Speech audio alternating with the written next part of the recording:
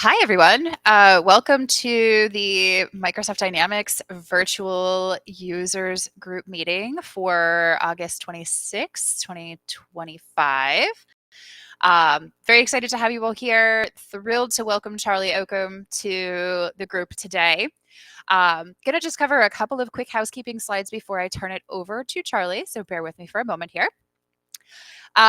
First are the house rules. You should be familiar with these by now, but we encourage this to be a safe space to be able to discuss use cases, talk about our challenges, and keep this amongst the group. So we ask that you not contact members outside of the group with our consent, and especially not share their use cases without conversations around that.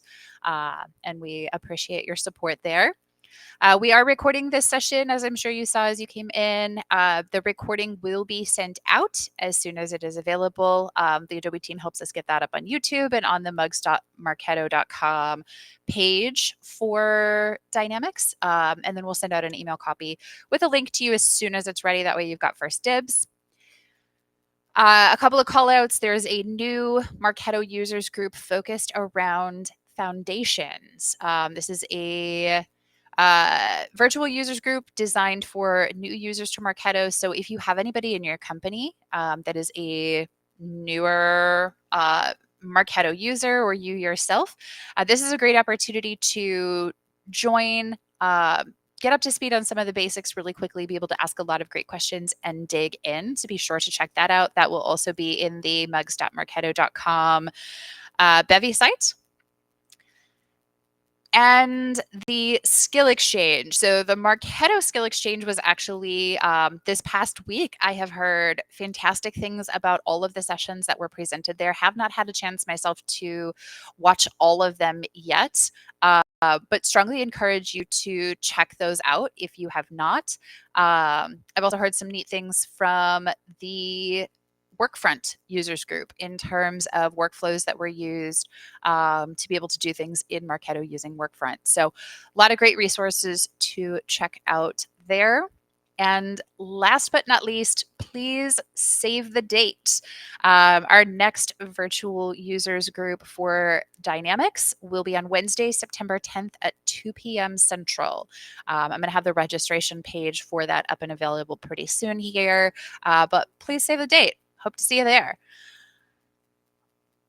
All right. And as I mentioned, absolutely delighted to welcome Charlie Oakham today from JTF. Charlie is a Marketo champion, what, 2x, 3x? 2x. Oh, 2x. Yes. Yeah. I had to really think about that. Yep.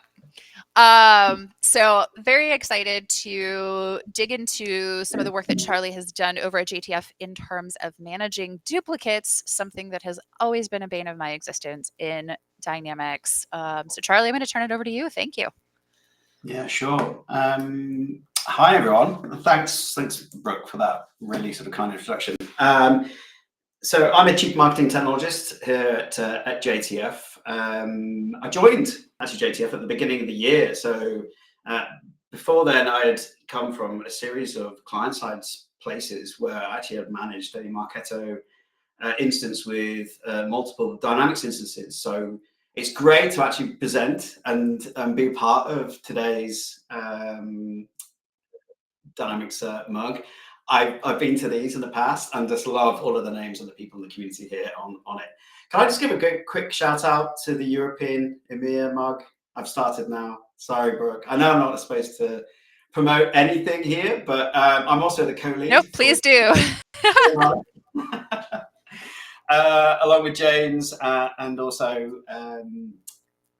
Zoe's just left actually. So yes, please do sign up. We've got an event in September, at the end of September. So join Lena, James and I as we invite and talk about the ops challenges and the year up ahead. It's almost like a year in review that we're having. But anyway, I'm here to talk about De-dupes. This has really come out of a, when I talked to Brooke about what I would love to sort of talk about, this comes out the back of a case study actually with a customer, with a client, JTF, we sort of manage Marketo instances with Salesforce, and we have very few Dynamics instances. But whenever a customer or client comes along with a problem with a challenge, let's call it. Let's not use the word problem here.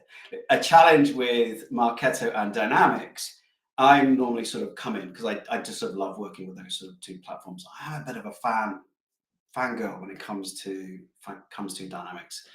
And I've spent a couple of sort of speaking gigs just talking about that sort of Marketo Dynamics sort of relationship.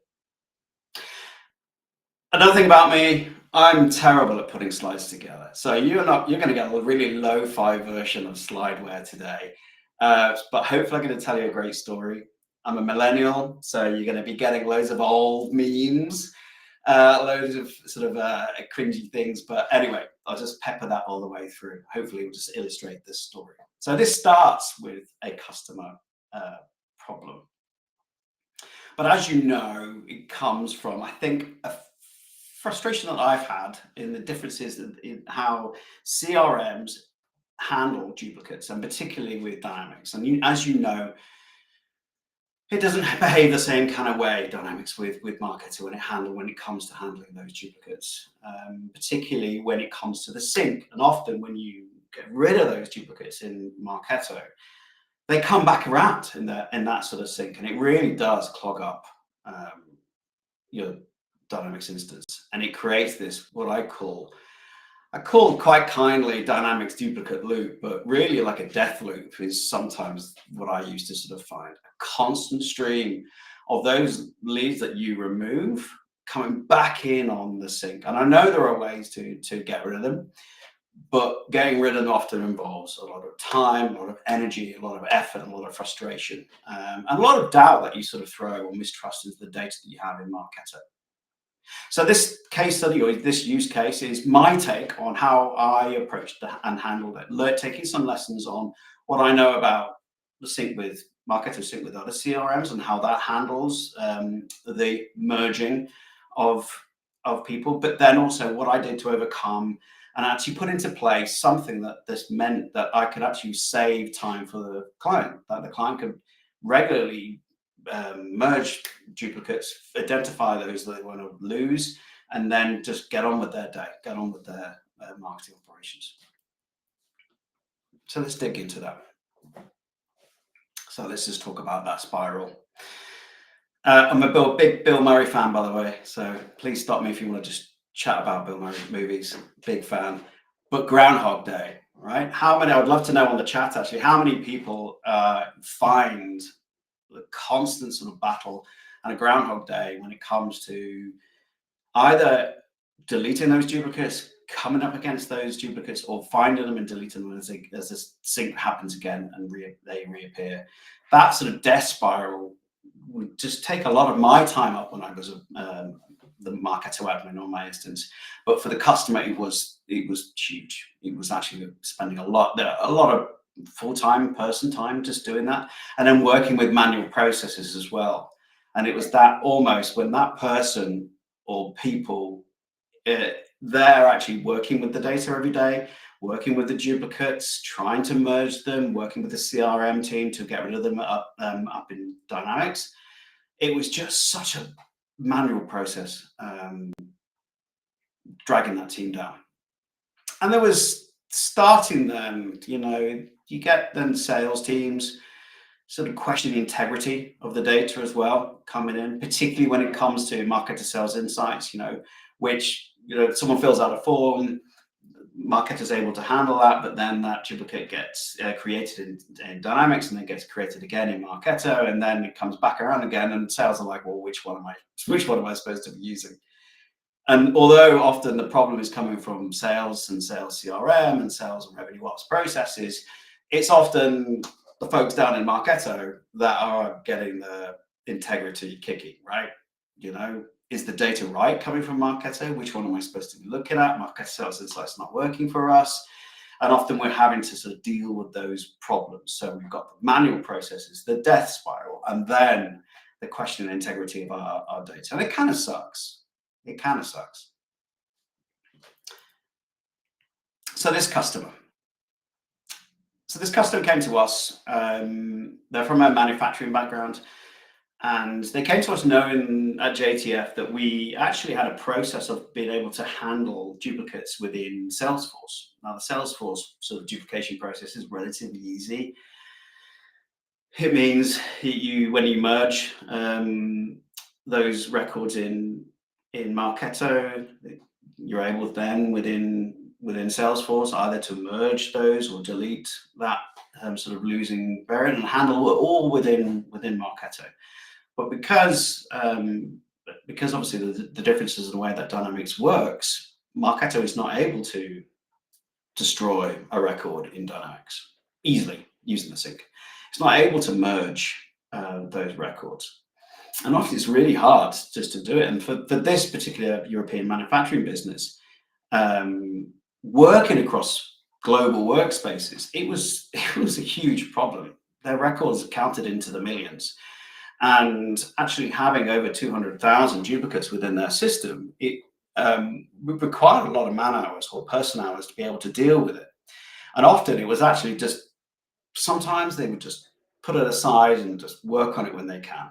And it just meant that they were bloating the system and creating that sort of constant cycle of duplicates syncing back into the system.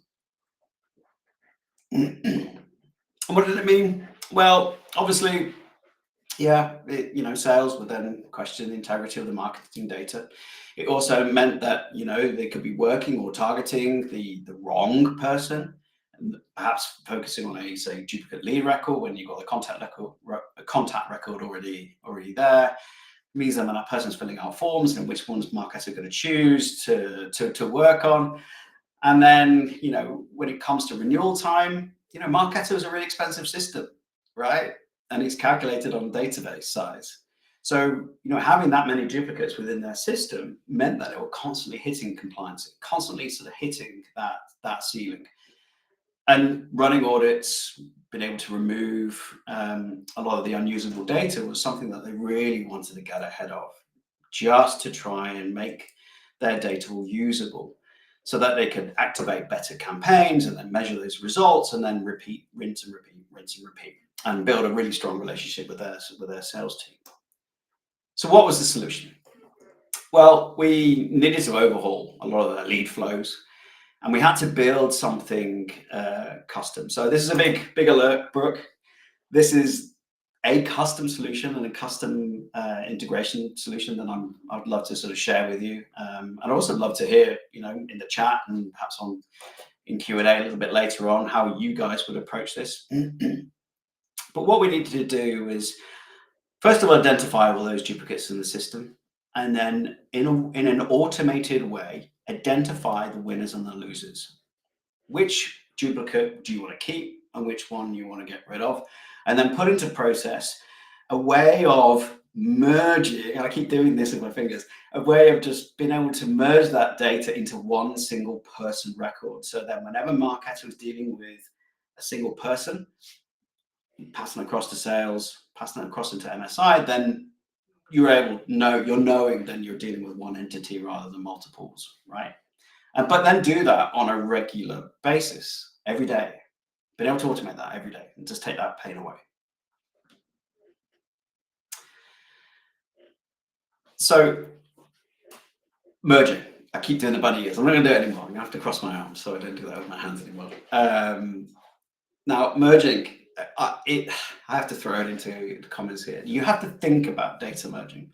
So first of all, because there was no sort of process of being able to pull those and merge those using the sync, we had to think about, well, how could we identify and break the cycle for good and then pull those sort of two together, okay?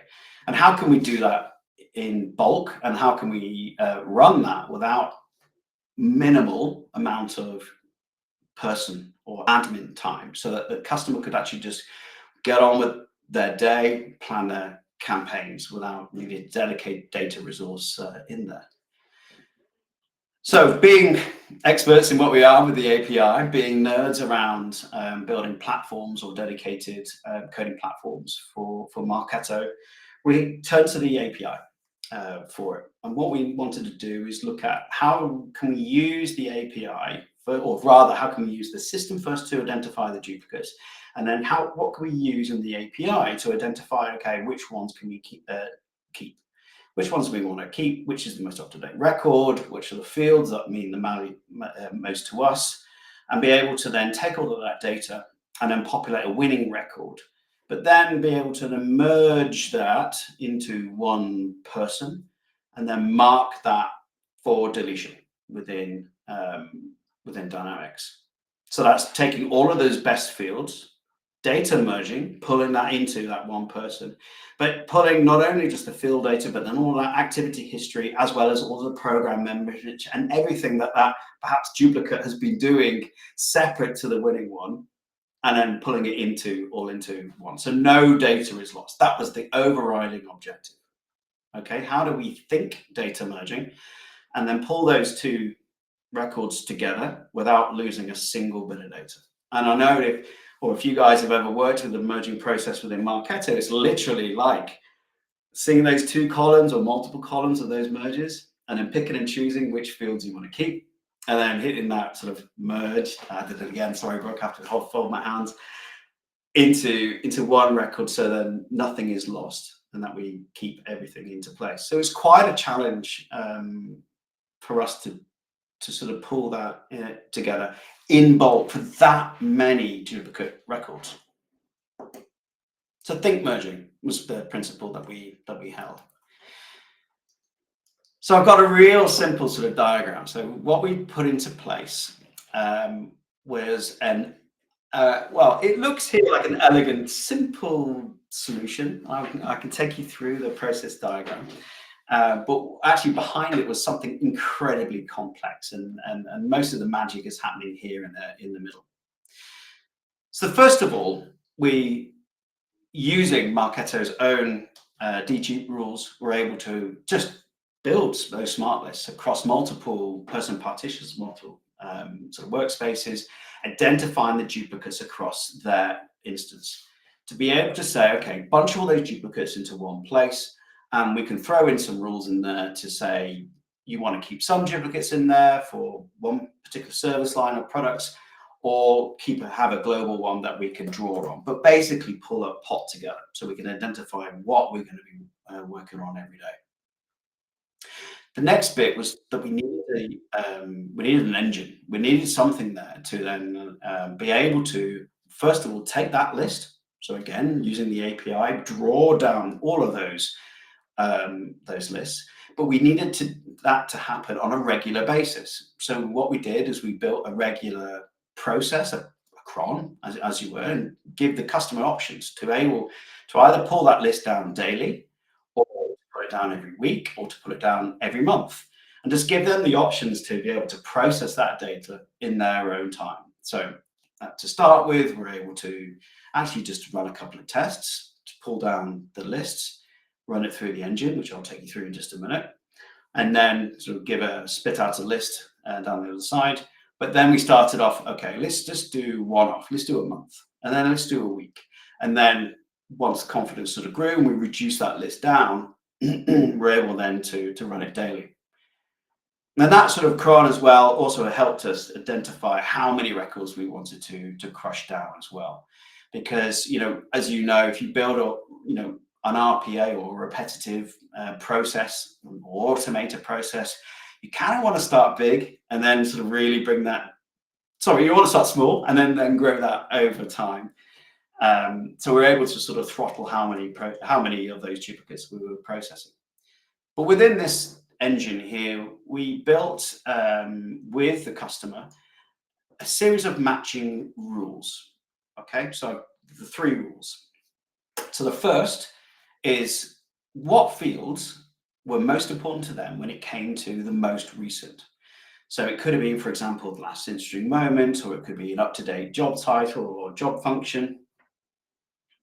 Anything that they wanted to keep as the most recently changed field on a person record. So we're able then to pull out and look at the, say, 2 records and just determine which of those records had to them the most important, most recent changed fields.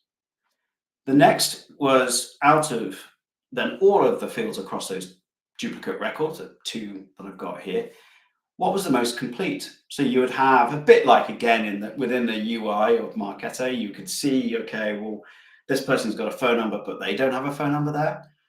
What fields are really most important to them? What was the most complete identified field that they wanted to keep? Again, it could be like a phone number, or it could be a preference. In a preference center, for example, you might have one person who's opted out in one particular part of Marketo, and the duplicate lead that has no opt-in to anything, and you'd want to keep the most complete person in there. And then the earliest completed. And this is pretty important when it comes to things like lead sourcing, for example. So within their platform, they had three key sourcing fields. First of all was a platform source, where that person had come from. Had they come from an API? Had they come from a web form fill?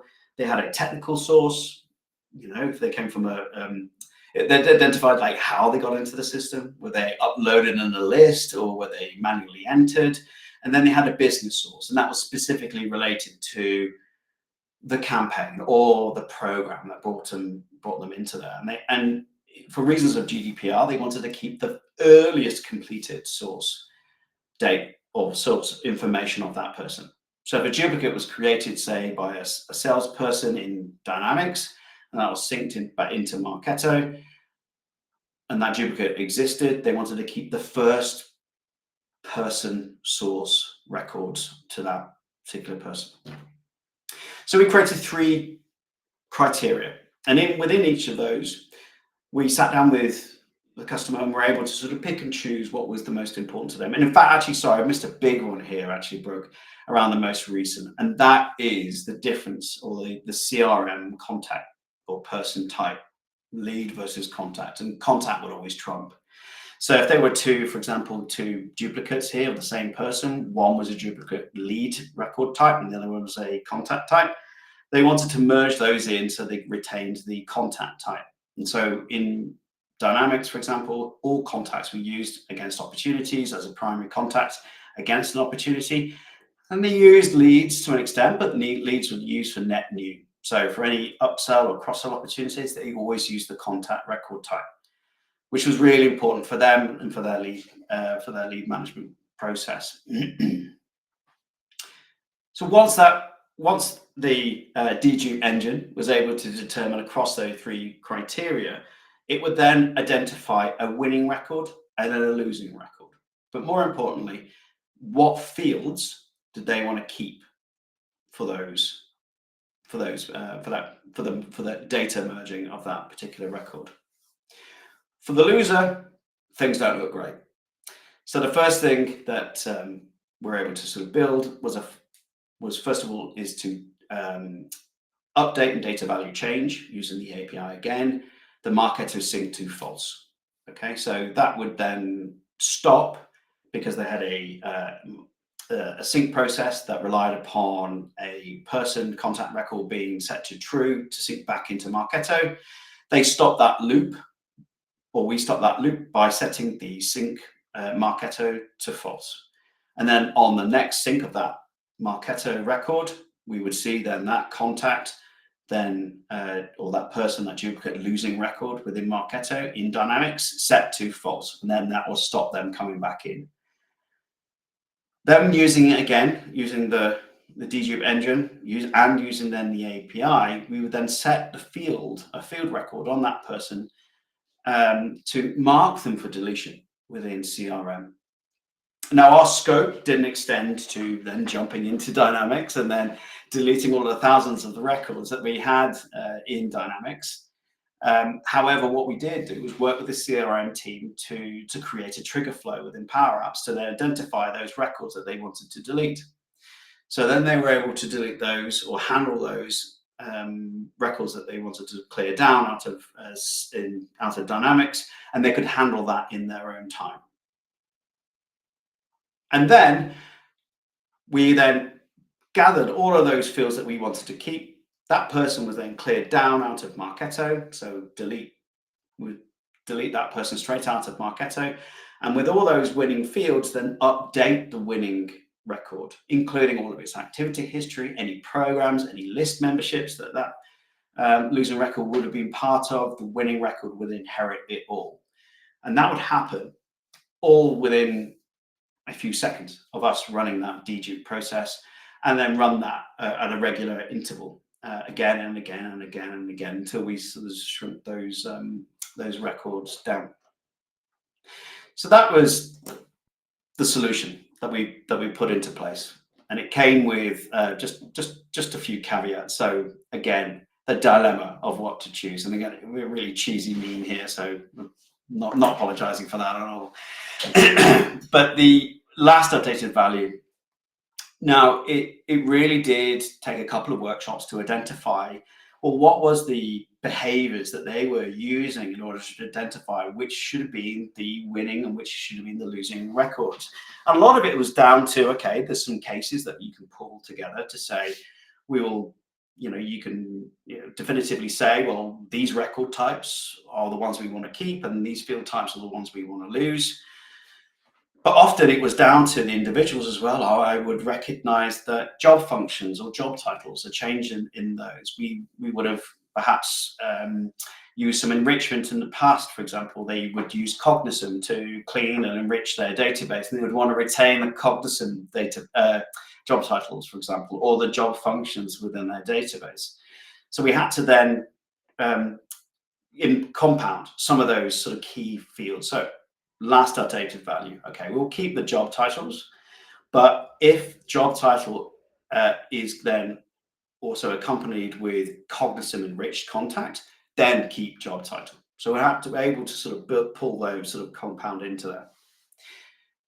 Newest record type just explains that we always wanted to keep the contact record over a lead record, particularly if it was an existing contact that had related opportunities. So again, a little bit of compounding in, if that contact had either open opportunities or zero status opportunities, then it would be the losing lead record that was created after the contact record. That was the one that would be marked for deletion. And then oldest record. So I've just explained lead sources. You might have your own that you'd want to keep too. I mean, lead source is, I think, classic. You'd want to retain the first touch. You may have sort of attributing parts to a person's engagement with you over time. For them, that lead source was the most important to them, but they would also perhaps want to retain some of those originating originating campaigns as well. That would also be pushed into Dynamics. Likewise, the GUID as well. So retaining that sort of GUID that we also kept as part of that contact record. That sort of GUID linked to the ID of the record in Dynamics was also one we wanted to preserve, because that formed the backbone of alerts, of link click alerts, and some of the reporting that we did for the client. And then we created some specific rules. So as well as obviously most complete, I think that's pretty self-explanatory. But there are sort of specific rules that, if tagged or checked, the client wanted to retain. So do not contact was a big one.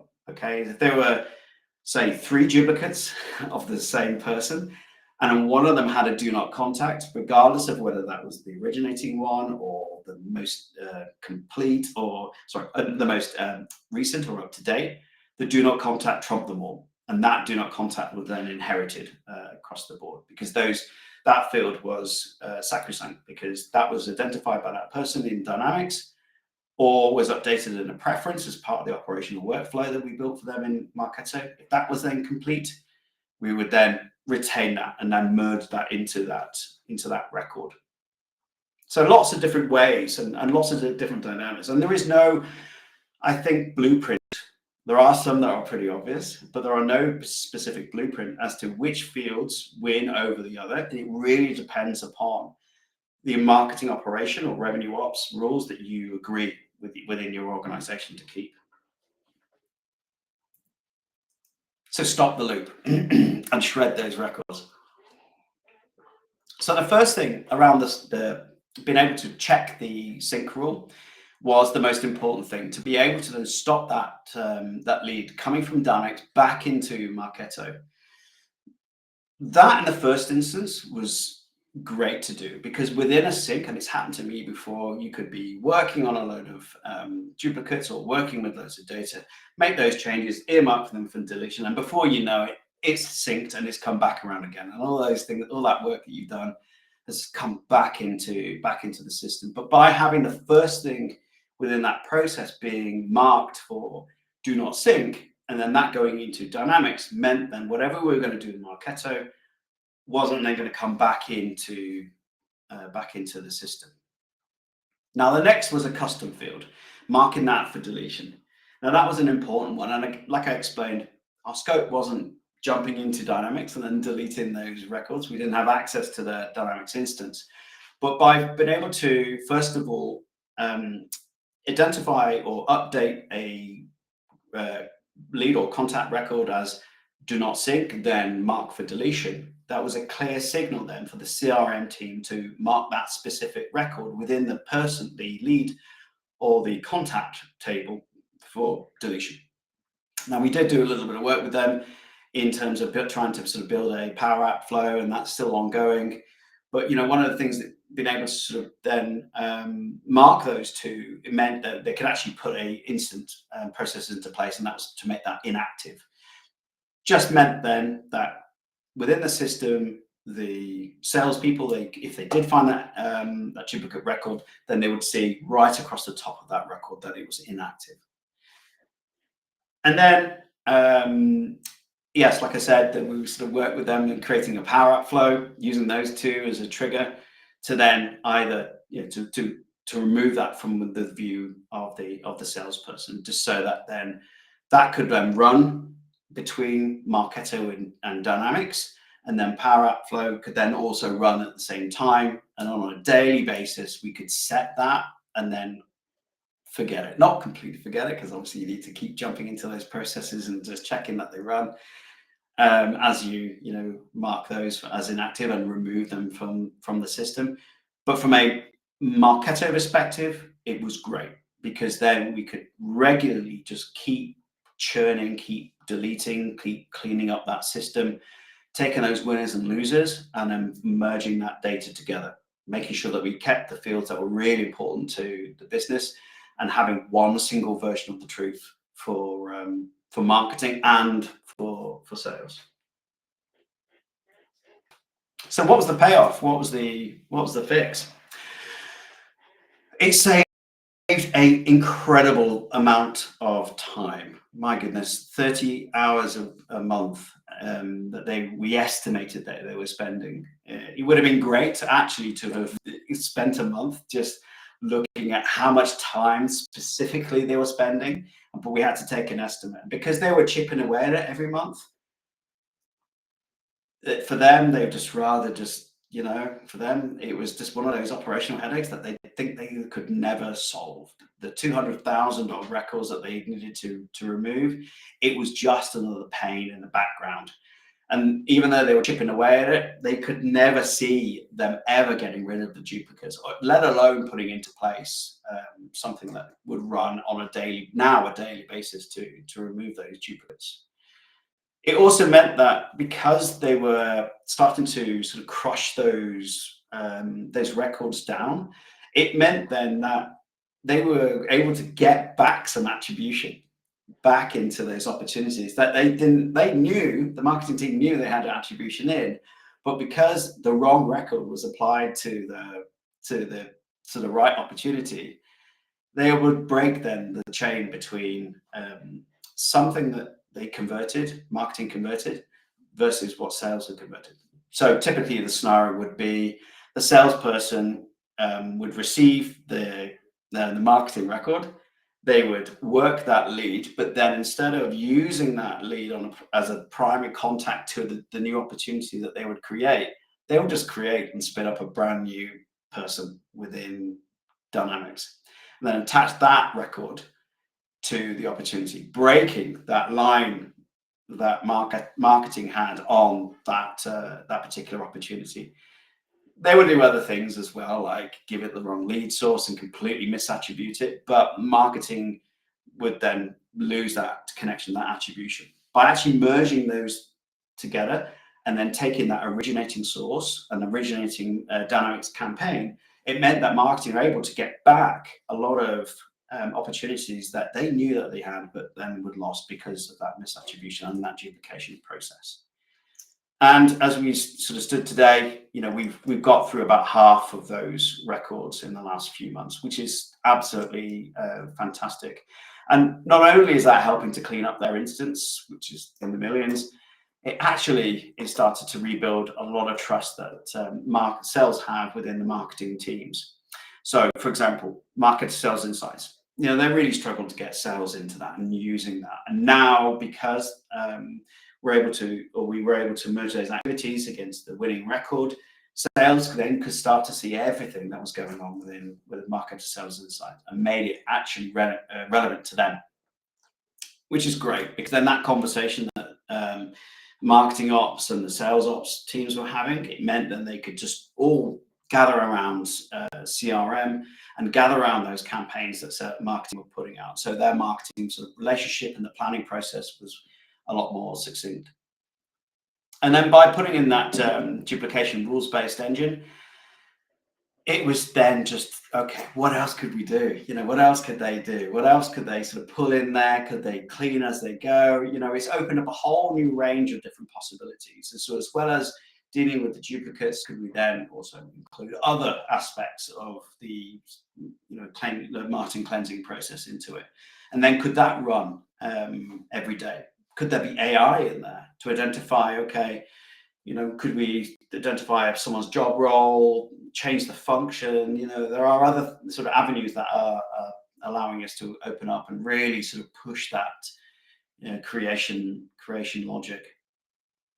So that's that use case. Brooke, and I've spoken, I think, actually a little bit longer than 25 minutes that I promised. But yeah, I'd love for you all guys to let me know what you thought of that. This is one of those that has been such an ongoing battle for me in probably every organization that I've ever been in, as long as I've used Marketo, whether it's Salesforce or Dynamics.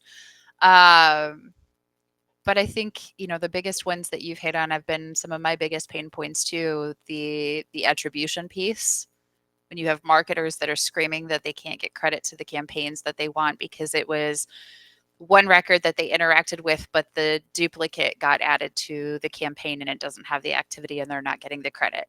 And they're trying to manually go in and one by one merge or fix, or the sales team trust. The data is all over the place. The campaigns are all over the place. You've got leads, you've got contacts. They don't know what marketing is doing to interact with the accounts that they're working. Marketing doesn't have insight to what they're working on, and it falls apart. We did something similar where we did it as a one-time batch using Workato, so that using a unique identifying lead of what the winning record will be and putting that in a custom field, we were able to do that, and we ran a one-time batch and we got rid of like 16,000 duplicates in that run, which was a big help. But we haven't had anything ongoing, so this is pretty cool.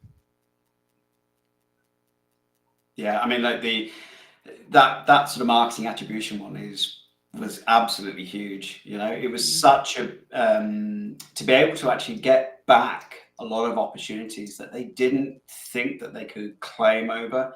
That a lot of existing sort of sales guys going, oh well, actually, I've been working with that lead for a long time, and do you know what? I've just saved you the trouble. I've just created that in Dynamics for you.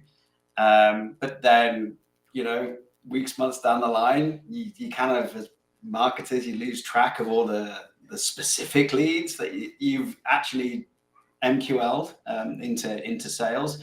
This process running just makes sure that is just constantly cleaning, constantly running, constantly sort of merging those sort of data points together, just so that any of those conflicting marketing qualified leads or existing contacts that you've upsell is working, right? So you can claim those back.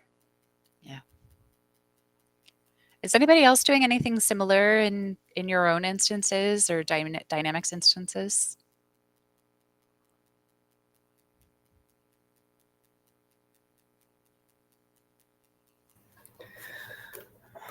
Hey, Brooke, we're still in the very early stages of understanding the situation. This was super helpful. Thank you, Charlie. But it just feels always like such a big beast when it's sales data versus marketing data.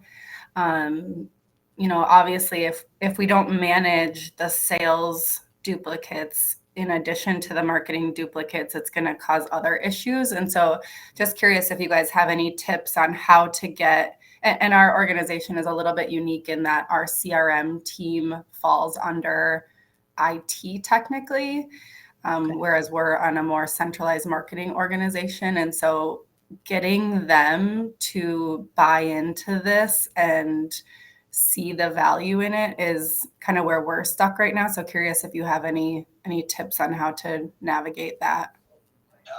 Yeah, same situation. So the Dynamics instance was actually owned by a systems team within this manufacturing client. We had to go through like a control process, like a CAB approval process. We had to write the business case. We had to prove the flow. We had to, because we were creating a brand new field on those person records within Dynamics, the ready for delete field, we had to write a business case for that, as well as then help with the scoping of the power outflows for the deletion of the record as well. It was a long process. What was good though is by able to build that De-dupe engine to run but not execute the, if I just sort of run back up through that diagram there, run but not execute the update of those fields, or to delete the record, or even update those winning ones, but actually produce a document that said, okay, from these criteria that marketing have chosen, these are the records we would delete.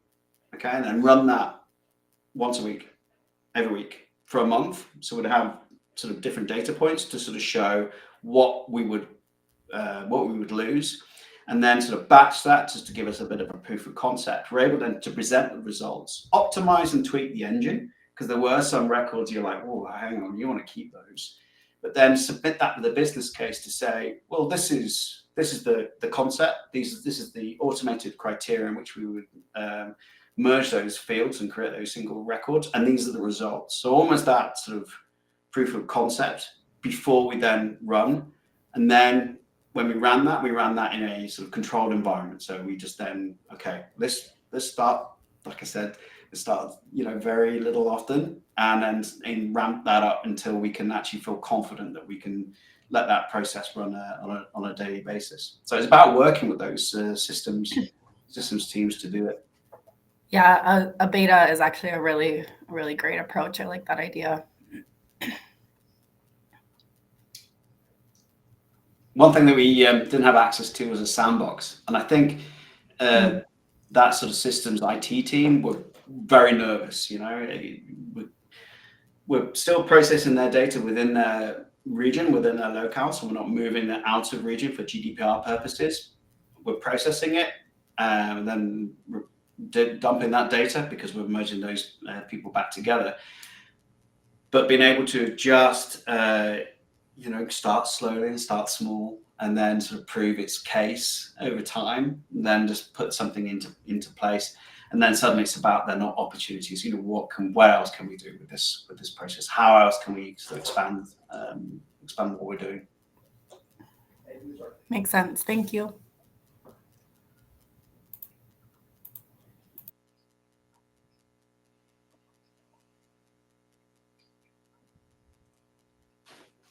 Is anybody trying or doing any of this with AI?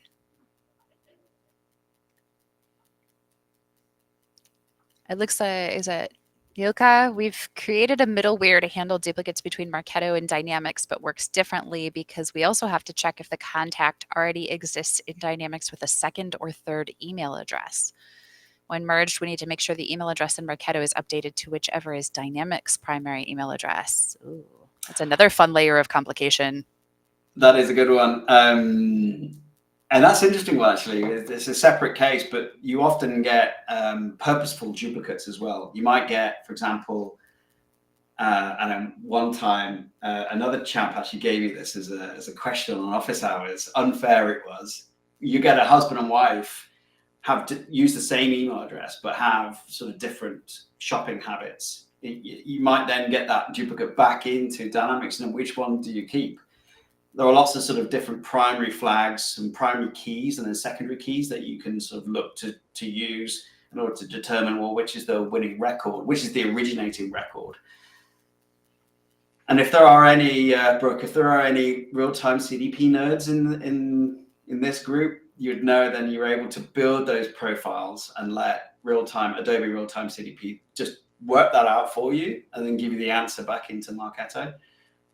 But if you don't have that, then yeah, you've got to look at lots of different versions of, okay, what is the primary key email address within Dynamics, and then how can you pull that back in? What's the rule then to keep which email address is the most recent, is the originating one, or is it the one that is most complete?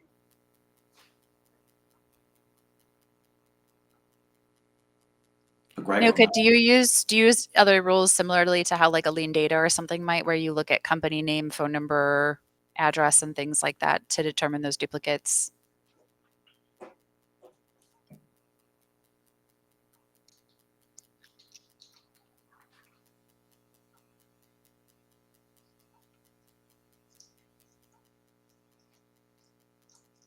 I'd be interested to know, actually, would you use something like a business domain if it's like a B2B business? Would you prefer to use a B2B domain over like a personal email address, like a Gmail? Yeah, I'm so curious because there's so many layers to that. That's an onion.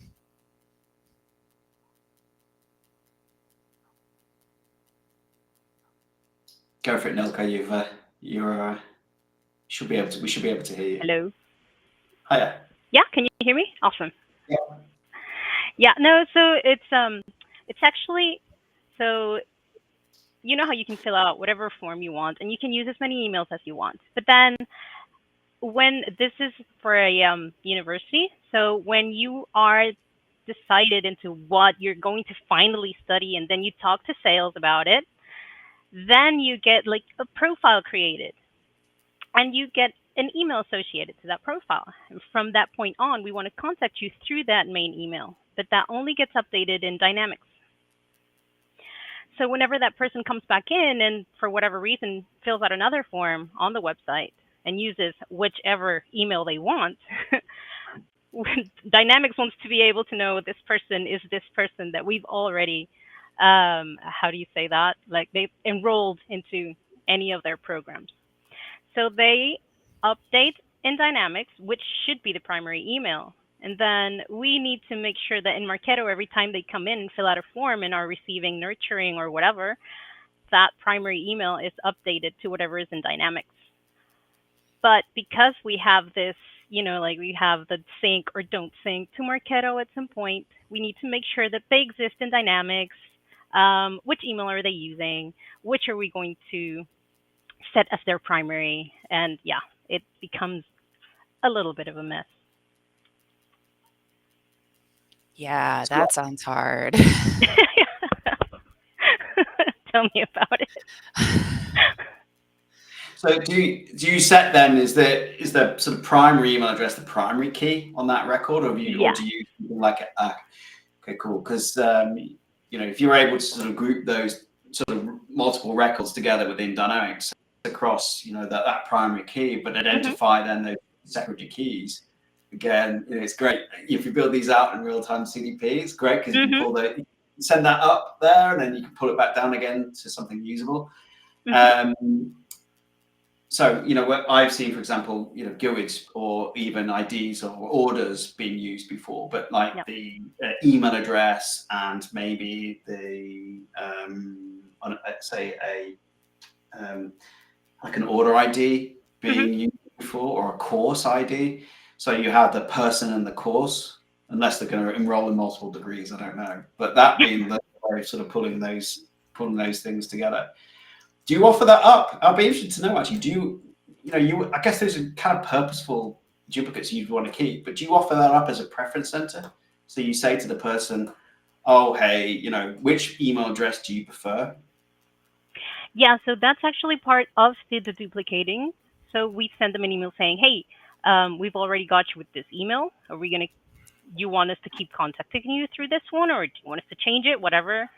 So it's kind of, it's not on a preference center level, but it is like in the merging, it's part of the merging process that we have going on. But I like the CDP thing you're talking about, so I'll look into that. That's me bigging up the CDP, and actually, we have just presented you guys with our take on exactly how it's done.